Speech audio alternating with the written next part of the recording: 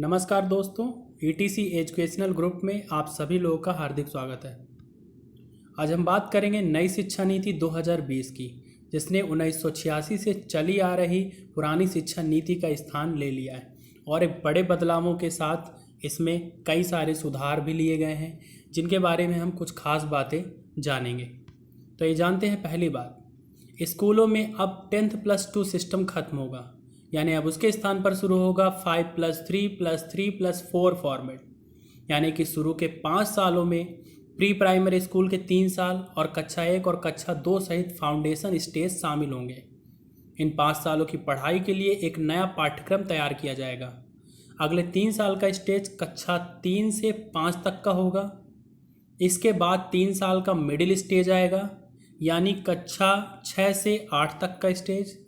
अब छठी से बच्चे को प्रोफेशनल और स्किल शिक्षा दी जाएगी और स्थानीय स्तर पर इंटर्नशिप भी कराई जाएगी। 5+3+3+4 के नए स्कूल एजुकेशन सिस्टम में पहले 5 साल 3 से 8 साल के बच्चों के लिए होंगे।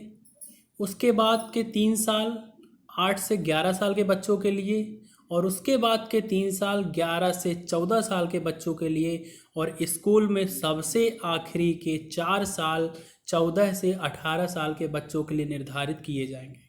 यानी कि कोई भी स्टूडेंट 18 साल की उम्र में आकर अपनी पूरी पढ़ाई कर सकता है।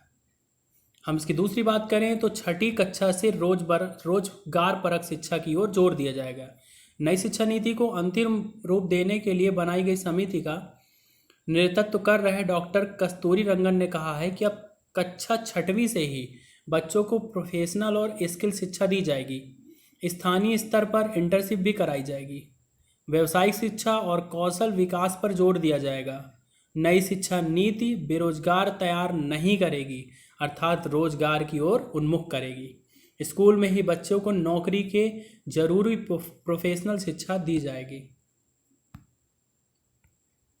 तीसरी बात करें तो 10वीं और 12वीं की बोर्ड परीक्षा अब आसान होगी।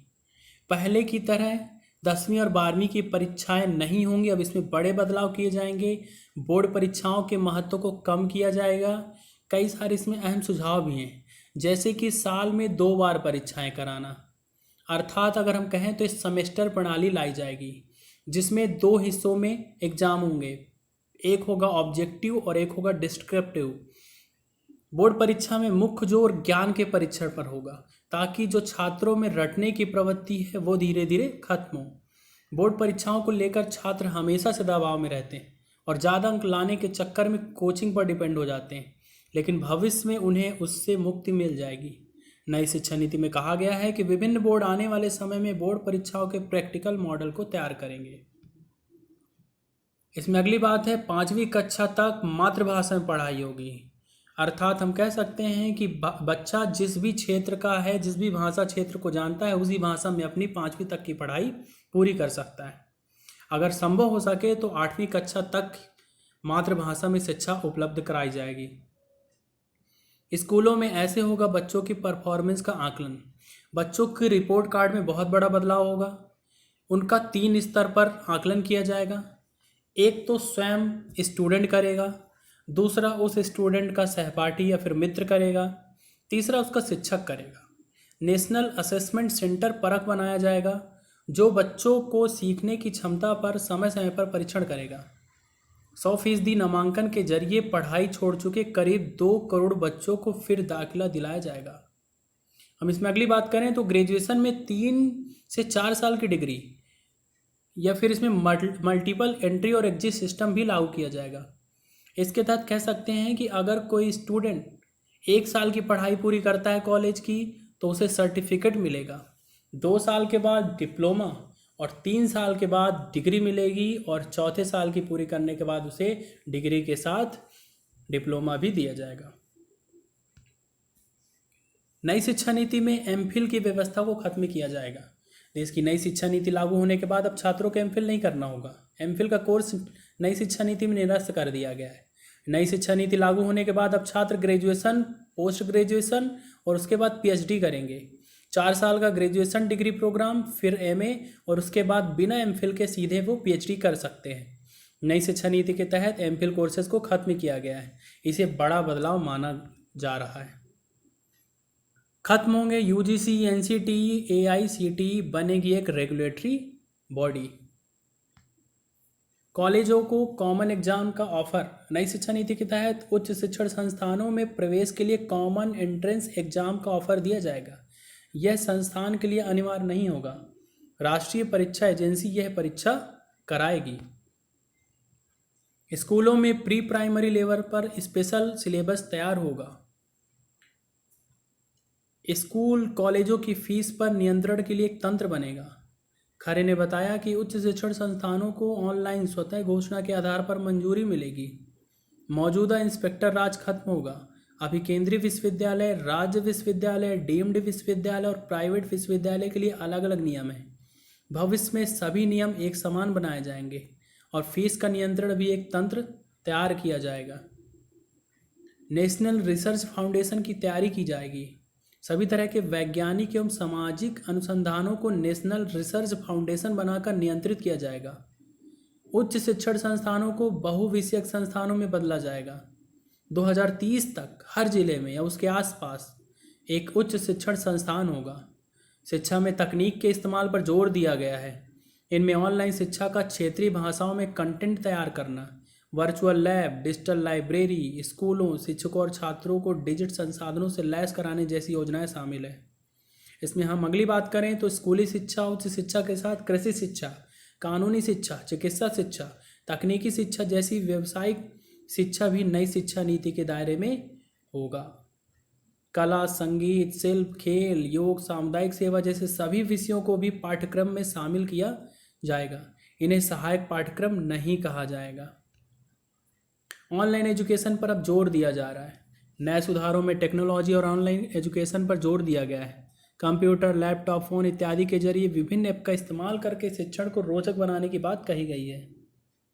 हर जिले में कला, करियर, खेल संबंधी गतिविधियों में भाग लेने के लिए एक विशेष बोर्डिंग स्कूल के रूप में बाल भवन स्थापित किया जाएगा।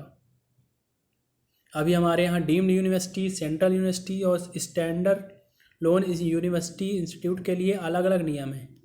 नए एजुकेशन पॉलिसी के तहत ये सारे पुराने नियम के स्थान पर समान नियम जो कि एक नियम कहलाएगा। एक बहुत बड़ा बदलाव इसमें माना जा रहा है एमएचआरडी का। एमएचआरडी यानी कि मानव संसाधन विकास मंत्रालय का नाम बदलकर शिक्षा मंत्रालय कर दिया गया है। यह एक नई एजुकेशन पॉलिसी में बहुत ही बड़ा बदलाव है। त्रिभाषा फॉर्मूला। विद्यार्थियों को स्कूल के सभी स्तरों और उच्च शिक्षा में संस्कृत को एक विकल्प के रूप में चुनने का अवसर दिया जाएगा।